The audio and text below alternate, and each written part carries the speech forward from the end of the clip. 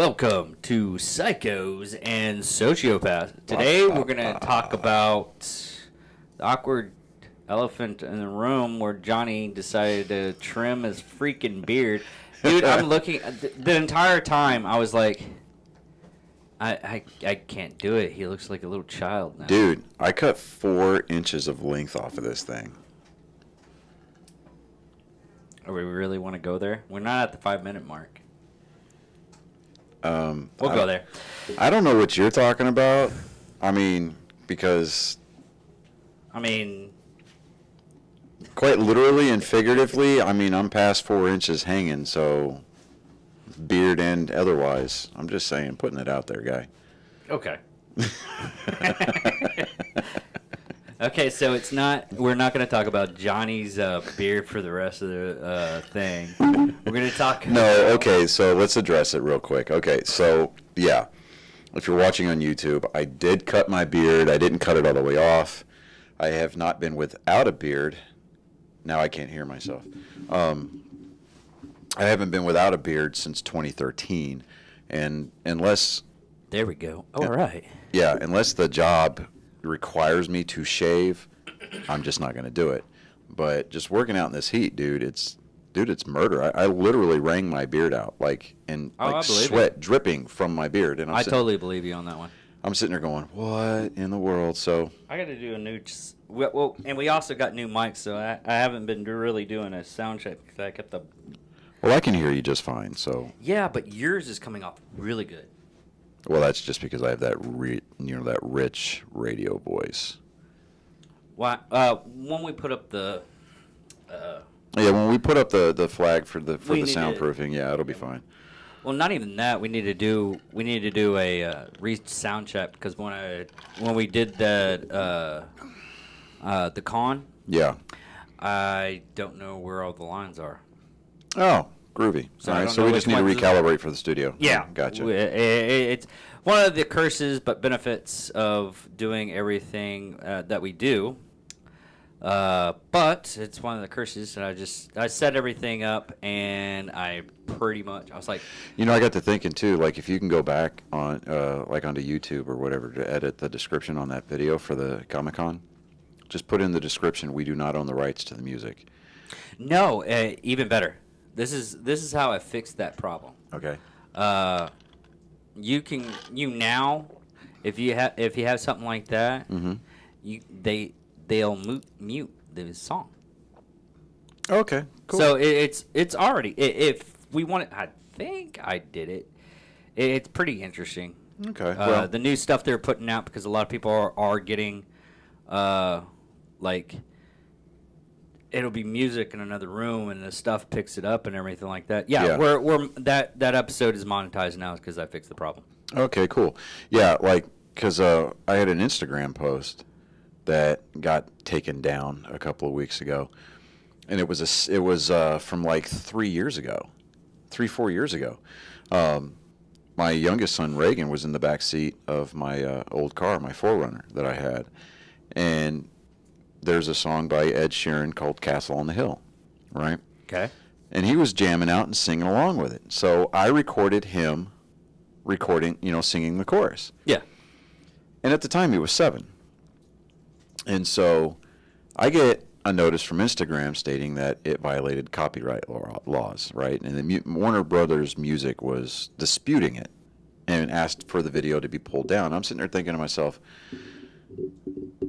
how crappy do the times have to be for that label? For they have to sit there and go through every social media post and say, "Oh, well, that's our song. He can't use it." So it's Warner Brothers themselves. Yeah, I know. I'm just saying. No, it's just Warner Brothers. Warner Brothers are having a big problem because of they're not making that much money. Well, yeah. So they gave me the chance to appeal. So I was like, all right, look, he was 7 at the time, singing the chorus to one of your songs by one of your artists because he enjoys it. And I was thinking to myself, y'all just need to get over it. And kind of a thing. I said, I'm not taking the video down, and I don't see any reason why it needed to be pulled in the first place.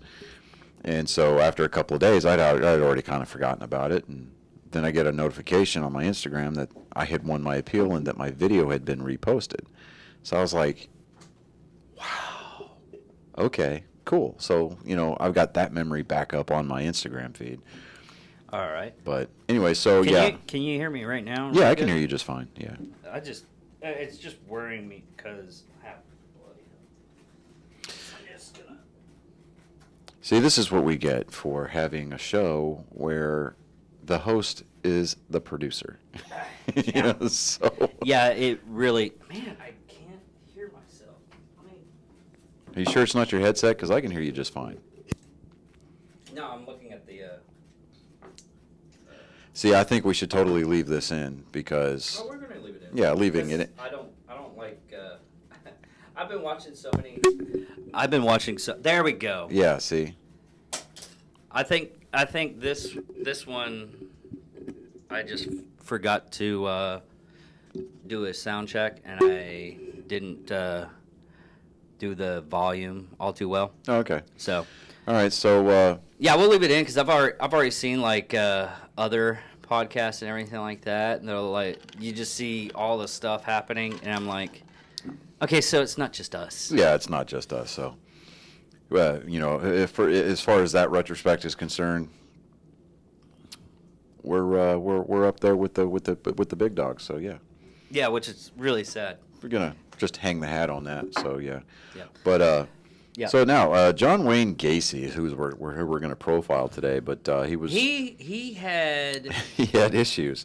This was another one that I think could have been stopped if his parents weren't a douchebag. But it's one of those things you don't know until it actually happens.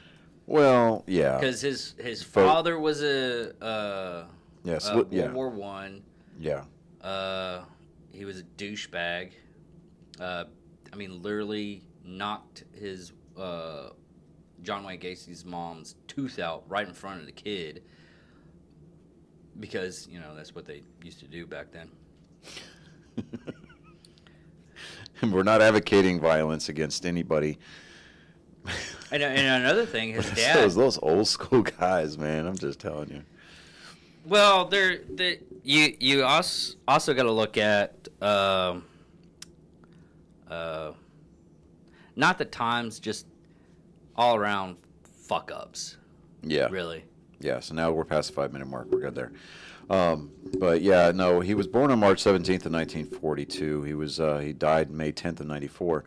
But he was a sex offender known as the Killer Clown.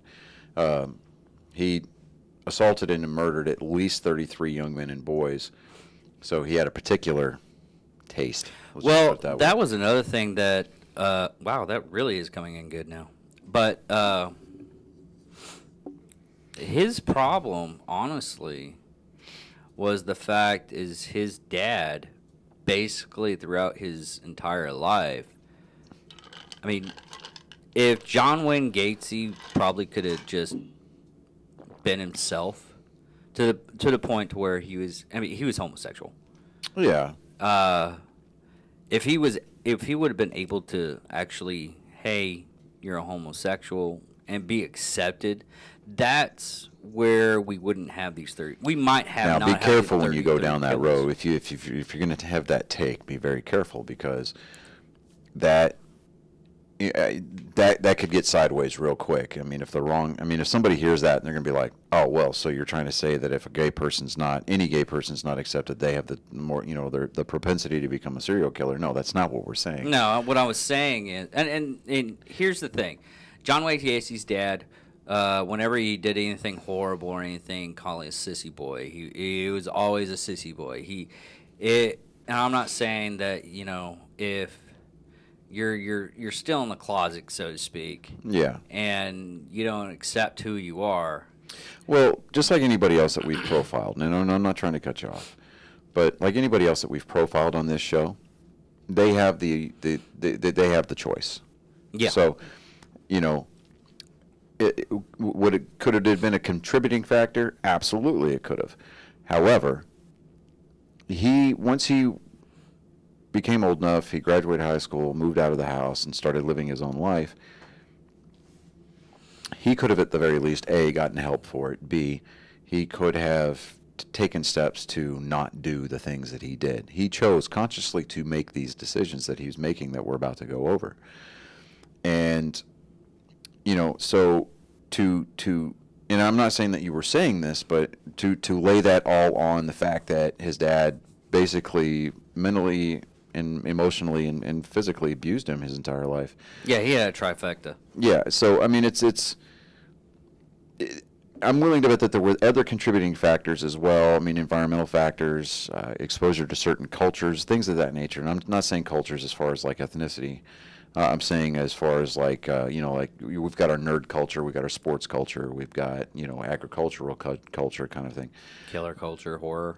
Yeah. So I mean, is this? But he. That was another thing. You know, I just wanted to. Go ahead. Sorry. I wanted to get across. Is this kind of just the horror genre of our little channel? Because this is the only thing we actually do. We do murderers and killers and serial killers. But we really don't talk all too much on horror on the What the Hell. No, we really don't. I mean, not unless we specifically go out of our way to go watch a horror movie and then do a review on it. But past that, no. Yeah. So this is more or less the horror and killer genre or thriller, whatever. Yeah. But suspense, thrillers. Yeah. Yeah, it just popped in my head for some reason. But he had two different personas. He had Pogo the Clown and Patches the Clown, and he would go to children's hospitals and stuff like that. I thought you were going to actually talk about his actual other portrayal of Jack. Oh, well, we'll get into that. But he was also a precinct captain for his local Democrat Party precinct. So, you know, the fact that he was a Democrat. So, yeah. These people, for the most part, run around without morals anyway. So, yeah, I went there. Okay, I shot my shot. Come at me, bro. I dare you. Come at me in the comments. Oh, you're closed-minded and you're bigoted. You know what? I mean, I have a very simple two-word reply. Fuck you. No, I've got the freedom of speech. It's our show.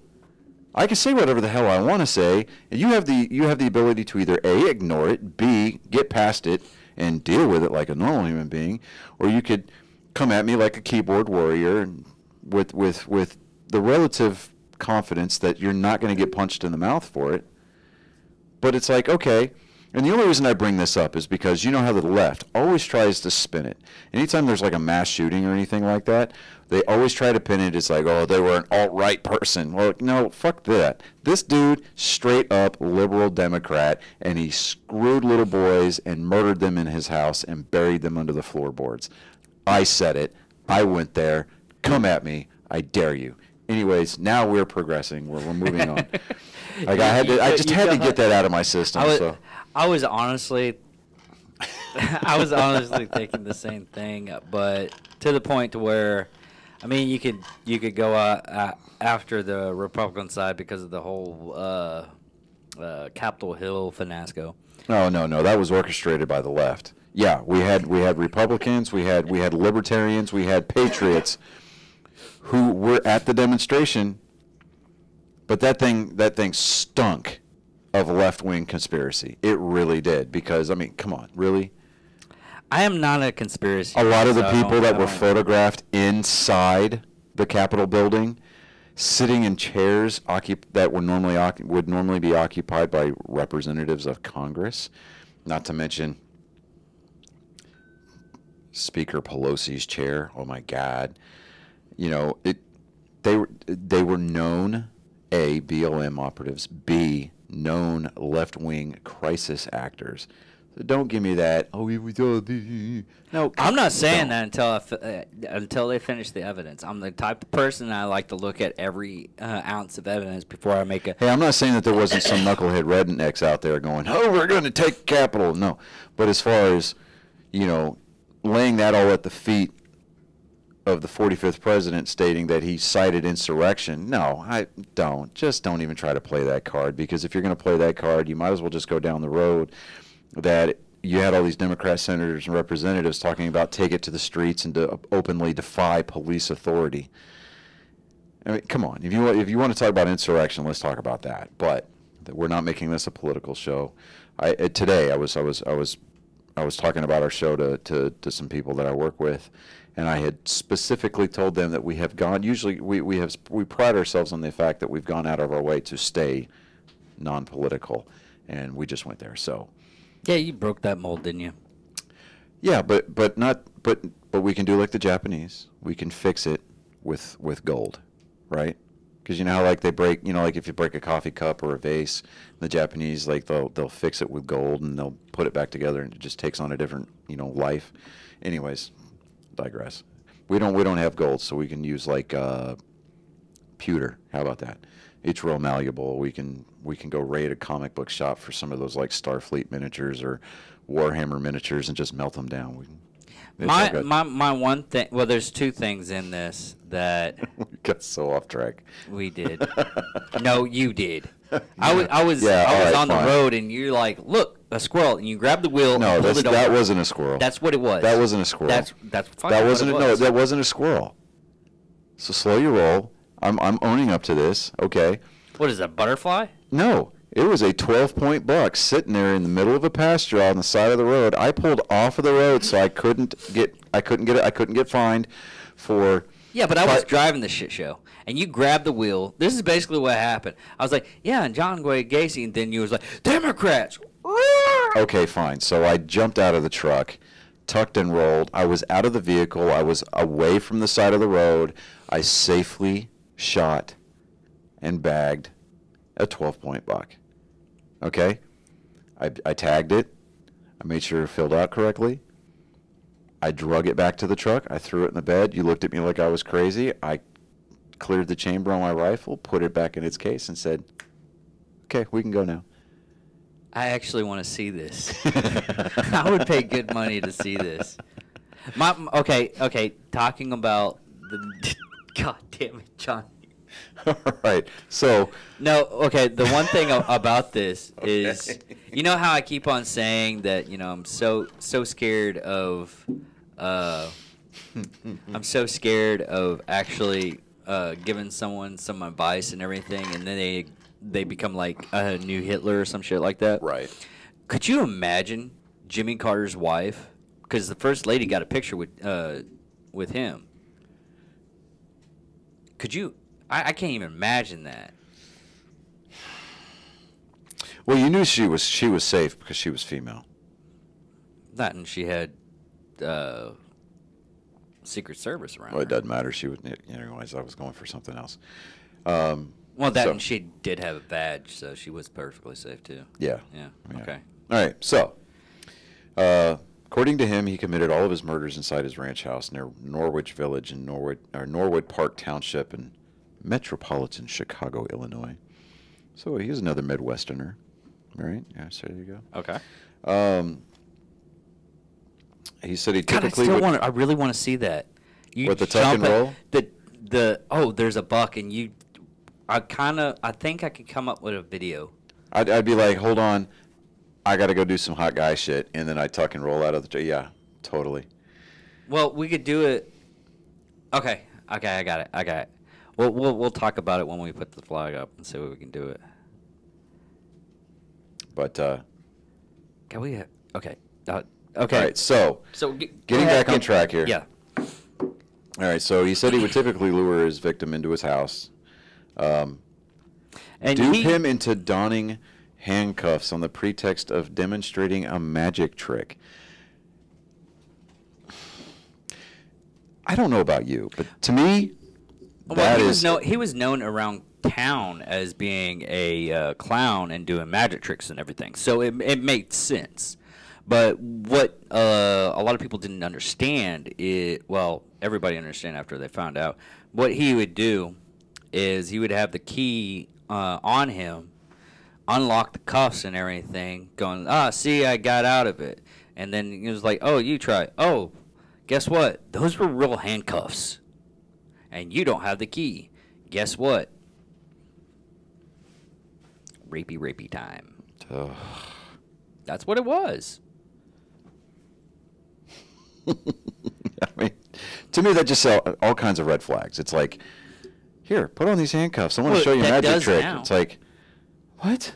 Well, No. that nowadays, yeah, because that We're going to make this balloon animal disappear. What? No.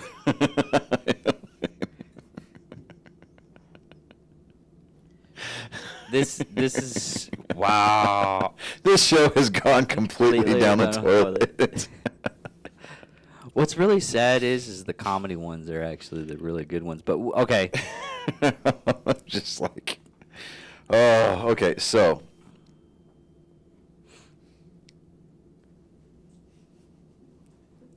what happened? okay. So, off camera, I've got both of my boys here, right? Yeah. And apparently, And one's almost dying of laughter. So, Colin, my 12-year-old, sent my girlfriend a text and asked her to distract me. So she sends me a distracting text. Now I'm sitting here smiling like a complete and total idiot. Lost my train of thought. That's why I was sitting here typing away on my phone. And then he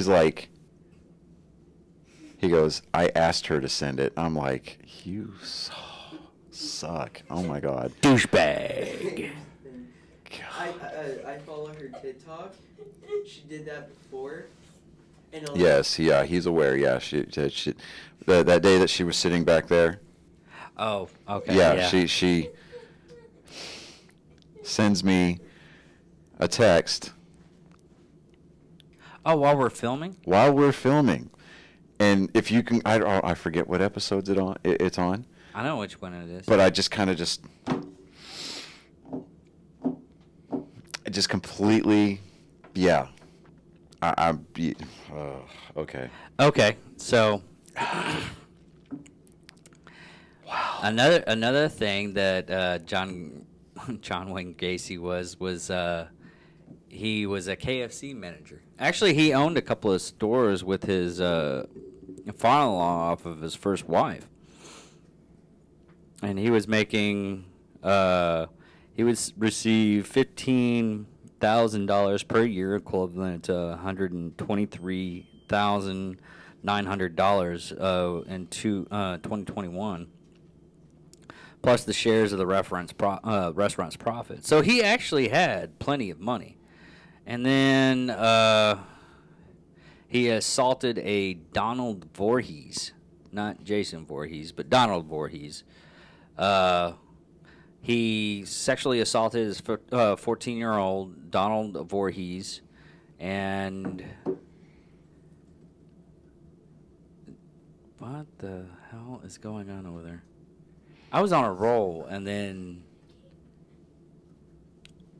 what's happening? Nothing. Just continue, please. And God damn it, what is it? Nothing. No, just don't. It's fine. I'm here. I'm actively participating in the conversation.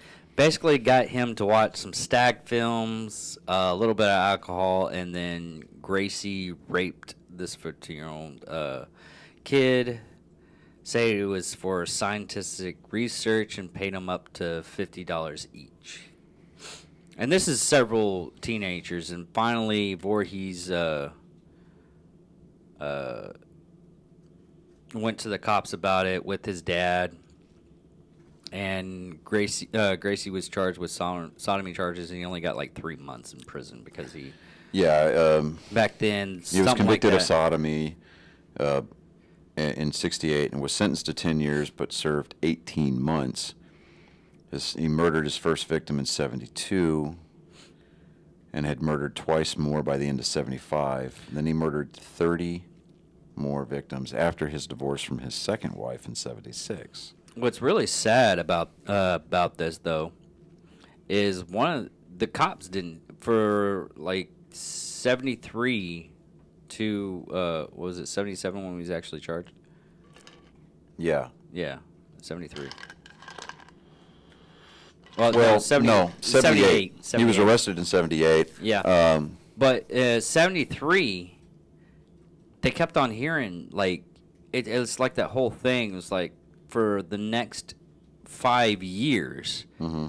they were trying. I don't know if they were trying to build a case or what, but they were failing miserably. Yeah. And this is one of those instances where they kept on going at. Kids kept on coming up and saying this, and it was finally like the last year, the cops finally went in and went to his house, and they said they smelt death, and one of the cops found like a hair strand, and they found a hidden door in the kitchen, and they went down, and he was scraping up I think it was 2 handfuls of dirt, and then they found a body. And then after that, they excommunicated the house and everything like that. Yeah, they exhumed the house. Yeah, they exhumed the crawl space under the house, and they found the rest of the bodies there. But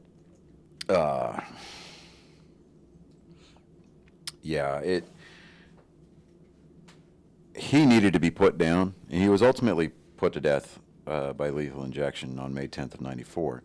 Yeah. But and they said he spent much of his life painting, and I'm just like sitting there going, Oh no, I found out about those paintings. yeah, well, yeah, A bunch of rich people bought them, of course they and did. all the victims, Mm-hmm. they gave them to the victims so they can burn them to get some kind of. Because they only have like only 28 of the victims have been identified. The other 6 Mm-hmm. haven't. But no, these people bought all of John Wayne Gacy. There is no John Wayne Gacy paintings anymore. Yeah. They bought them all, and the victims' families burnt the paintings. Whew. And because of him, they have like clownophobia. Because See, it takes guys like him just to screw it all up. well, they also had a union, clown union in Chicago. Yeah. Because Chicago, they had a lot of they have a lot of the clowns around there. Yeah. Like that's where Bozo the Clown was originated. And a bunch of other clowns. One clown was an alcoholic, and they had to cancel the show. But what had happened is it's just one of those weird reference to where they had to kick them out of the union. They were worried about what was going to do for the clowns and everything, and a lot of people stopped getting clowns for parties because of John Wayne Gacy. So basically, he basically destroyed in that area people's jobs. Yeah. To where they were making, you could have made. I mean, you go to a kids' party for what, 2 hours? You make a couple. You make a couple of bucks, you know. Yeah. Then I mean, there's a lot of people that was their source of income, and they had to stop because this asshole decided to rape and murder teenage kids, teenage boys. Yeah. All because he wasn't I'm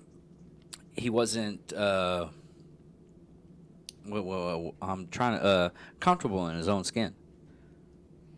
And his family destroyed him, and he had a horrible family life and everything like that. Now I know there's some people that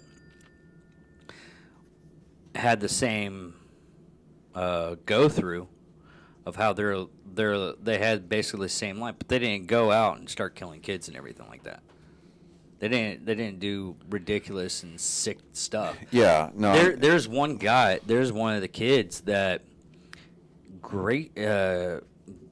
Gacy basically tortured him for probably around about 48 hours.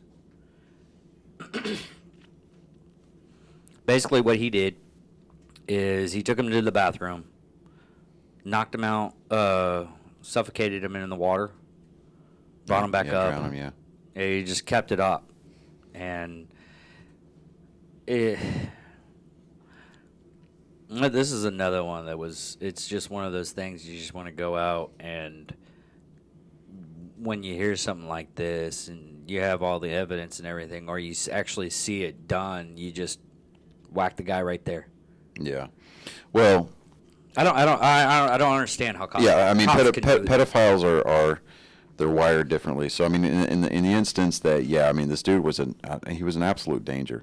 I think he might have been just wired that way to begin with. So I mean, he could have had. I mean, because you've seen some of the people that we've profiled in this show. I mean, they had normal family lives. Yeah. And they still turned out, screwed up from the floor up.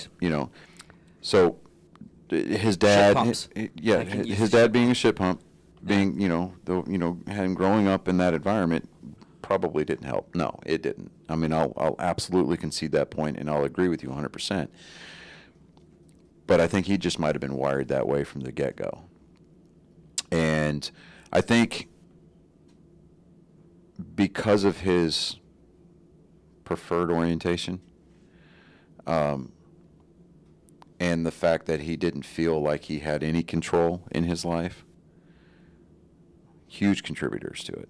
Because we don't see a whole lot of him. I mean, he was divorced twice, but we don't see a lot of him, of examples of him just controlling individuals. I mean, he would just, being that stereotypical narcissist, right? No, he was a narcissist. He actually had the controls.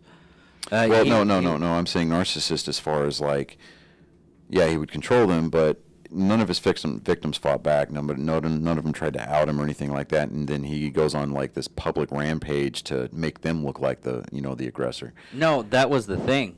One of the kids actually did do that. He went to the cops, and the cops didn't believe him. Well, that's the cops. That's not Gacy doing it. The cops did it. No, and Gracie said, "I told you they wouldn't believe you." Well, that's just him gaslighting. No, I'm talking about publicly him going out and just like just eviscerating that kid's credibility. Okay. Yeah, he never did that. Yeah, but as far as I mean, yeah, he would tear his victims down and be like, "Look, I told you they wouldn't believe you. This is all in your head," kind of a thing. I mean, that's just him gaslighting the kid, to regain that dominance over him. Oh, okay, I see what you're going with now. Yeah. So, I mean, because he really didn't have to do that. No, he didn't.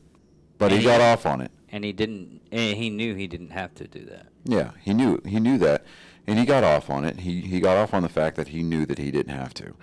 And I mean, with a lot of his victims, with this save for that one that escaped and then obviously came back to him, he just took care of the D. I mean, he just did what he needed to do. I mean, I say did what he needed to do, but he just in and out. I mean, he was very, very efficient. And it's not like hey, I'm tipping my hat to you because you're just so efficient at your job. Like, no, I mean, he was an efficient killer, but he probably could have gotten away with maybe like digging down underneath this house a little bit deeper and then maybe spreading, pouring lye over the bodies. He didn't really. No, he actually did pour lye. Yeah, well, yeah, because I mean, with 26 bodies under the house, yeah, he just didn't do a good enough job of it. No, he didn't care to the point to where he basically just. It was basically another body down there, and. And to this day, no other killer or anything like that from our records as a single person.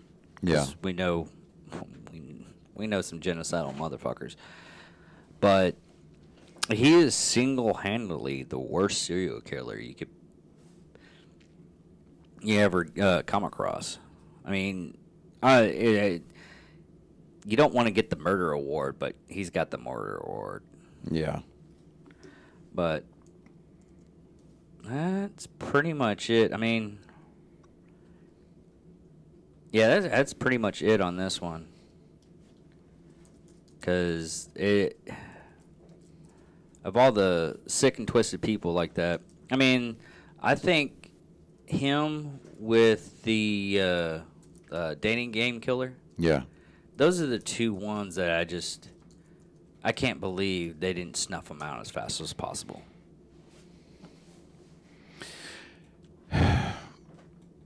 again, I think that this is due to the evolution of police work, plus the fact that you've got these lazy, overweight, blue, just miserable cops. Because, I mean, you're talking about the Chicago area. And anybody who talks about Chicago knows that that place is just absolutely corrupt. Yeah, from back in the 1920s. Well, actually, 1919. Well, still. Yeah. It's still a corrupt place to be. No, that's where it started. Yeah. I mean, it started really heavily with Al Capone. Right. And all the, during that time frame. And it escalated way too much. Yeah. Nobody was willing to actually step up. And unfortunately, it bled over into the police department. Now, again, we're not disparaging law enforcement at all. Every profession's going to have its bad apples. Chicago just happens to have more than its fair share. I don't think it's the cops. I think it's just the area and the management. Okay, so let's just chalk it up to the leadership. Okay. Yeah. So with everything that said, okay, the police work in Chicago has, as far as I think they're just really overwhelmed. They are overwhelmed, but to the point where you get a lot of these detectives. Yeah, I mean they get shell shocked.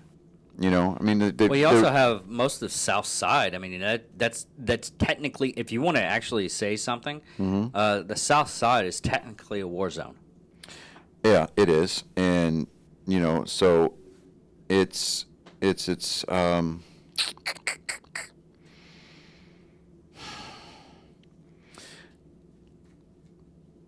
I mean, I get what you're saying, and it absolutely is. I mean, it's still the number one. It's the murder capital of the world. So, and even today, but yeah, going back then, it was just lazy police work.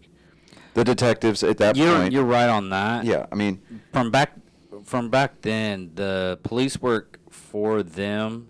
Mm-hmm. I mean, they had several indications, and they finally did do their due diligence, but they just, I mean, there was like 2 or 3 people that showed up at the police station. There's even a kid that went to Gacy's house at one point in time and beat the shit out of him. Yeah, but okay, so, and this is where the political side of him comes into play. Okay, now, and this is just my 2 cents. All right, so stop me if you've heard this one. Because the fact that he was a precinct captain for the Democrat Party there, where he lived, okay, and I mean, he even wore a pin that said S, which meant special clearance. So he was a mucky muck as far as the Democrats were concerned. The Democrats have traditionally run Chicago, so the complaints probably went up the chain, and the person, a pair of eyes that saw it, or that I don't want to say needed to see it. The right pair of eyes, as far as Gacy was concerned, saw the reports and sent the reply back down the line that says, "This is incredible." So, no, what I think is happening is, and to keep you away a little sidestep. It might have happened that way too, but it probably happened that way because he was the pillar of a community. He was doing these clown shows. Yeah, doing a lot of charity work and stuff like that. He was actually giving food to all the Leos and first responders and everything like that. And it was at that point, it's like the BTK killer. Yeah. He did a lot of charity work. So he was doing good so the eyes wouldn't be on him a lot of stuff, or they just say, oh, no, I know John Wayne Gacy, and that's not him. That's how a lot of the killers actually get away with some of their stuff, is because they act as a good boy for a little bit so they can divvy down and actually do the dark stuff. Yeah, but again, it's still tracking. It still boils down to just absolutely lazy. It really police is. Work. You're absolutely right with the lazy police work, because they had like 5 chances. He took advantage of the system. He took advantage of the motivation that the police department, at least at the time, had. So, yeah. Because they were still using dental work as an identification. And I was surprised they found all 20. They found the 28 that they had.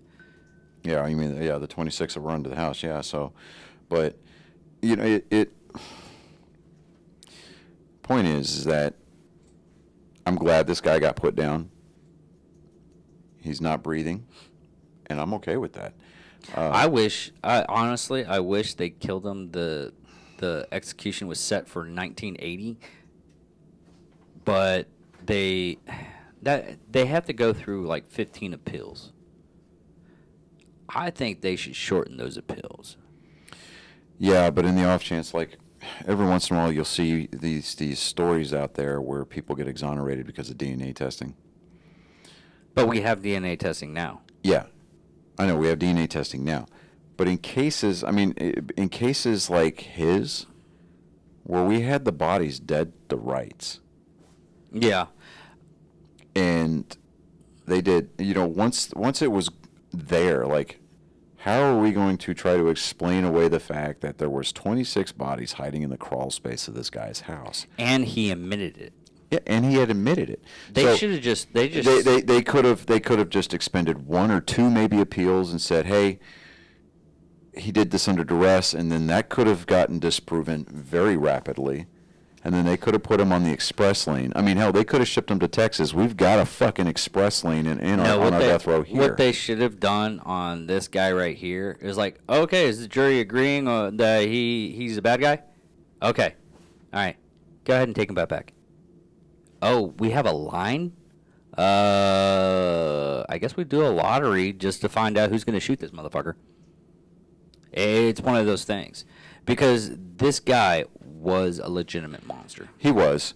Now, as far as I know that you were just kind of kidding there, as far as, well, partly kidding about the lottery.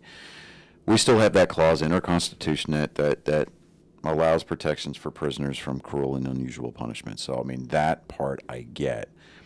However, in his case, I think that rule, as far as like for death row appeals, I think it needs to be amended to be situational or, you know, circumstantial. It's like, okay, well, do we have the forensic evidence in place? Yes.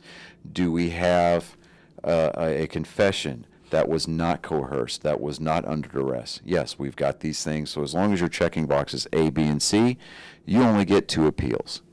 Well, okay, I totally agree with you on that one. Because that, you know, and on top of that, not only, I mean, you think about the savings alone. Oh yeah, we wouldn't have to feed him as long, wouldn't have to provide him for his health, you know, provide for health care as long, and we're going to save tax dollars by not having to clog up the court system again and again and again and again. Did you see what his last meal was? The reason why I brought up KFC and everything, because his last name was a bucket of KFC, some fries, a bowl of strawberries, and his last words. I wonder if they put it here because I think it was "You're a bunch of assholes." I think it was something. Oh no, his final words spoken were reported to be "Kiss my ass." There we go. Because well, the reason why that is because the entirety of instead of, you know how some of them go out and they petition, not petition,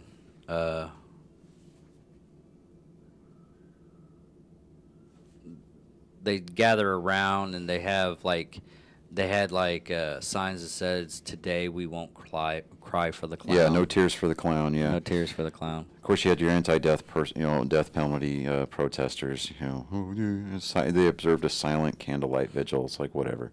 It's fine. Okay, you don't want us to put these people to death. You come in and take care of them at your expense. Fine, we'll take care of that right now. But after he was confirmed dead at 12:58 on May 10th, his brain was removed, and it is in the possession of Helen Morrison, a witness for the defense at Gacy's trial, who has interviewed Gacy and other serial killers in an attempt to isolate common personality traits of violent sociopaths. His body was cremated. So, yeah. but I mean, Helen Morrison, she's a forensic psychiatrist. She's I mean, she's really, really well educated. She went to Temple. She went to the Medical College of Pennsylvania. She went to the Chicago Psychoanalytic Institute.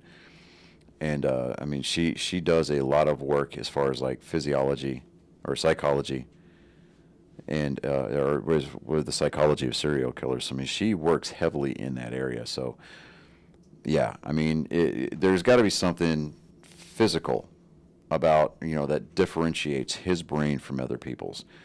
And so, you know, I mean, yeah, let's take his brain, slice it into slices, and try to see what we can figure out, and then just go from there. Because I don't think that as a race, as a human race, we're ever going to, you know, completely solve the mysteries of the brain. So I mean, but this dude, you're right, absolutely 100%, pure, unadulterated monster.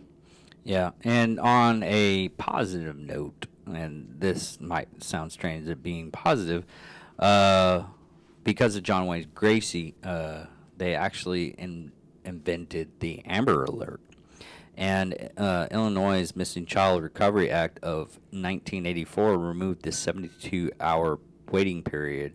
Other states across America supposedly adopted the same procedure. And basically now we have the Amber Alert because of that, even though I turned mine off. As soon as I get a new phone and everything like that, I go into the general settings. I'm like, yeah, that's going to silence because I don't. Hey, everybody else's has their stuff on theirs, but I don't know it. I leave mine on, but I leave them on silent. But, you know, for whatever reason, it's just, you know, it's one of those, what are you going to do about it? You know, I mean, because the one time that we choose to physically turn them off or delete that feature from our phone, it'll be our kid. Yeah. You know, so, I mean, I understand it, and I appreciate the fact that that's out there. You know, that the safety and welfare of kids is taken more seriously nowadays, and we've even got the silver alerts. But, you know, I don't know. I mean, like I said, I don't turn them off. I just put them on silent, but because it always happens to go off, like if you're in a theater or something like that. But then, you know, then again, you're not the only phone that it goes off on. So, but yeah, this guy. Yeah, I mean, it may sound cold, may sound callous, but I don't really care. You know, he needed to be put down, and I'm glad that he did get put down. I just wish it had been sooner, instead of being a drain on society for, you know, 20 years. Yep. Well, that's the final part of this episode, and we'll check y'all later. I'm David Dickerman. I'm Johnny Skelton. And this is Psychos and Sociopaths. Good night, folks.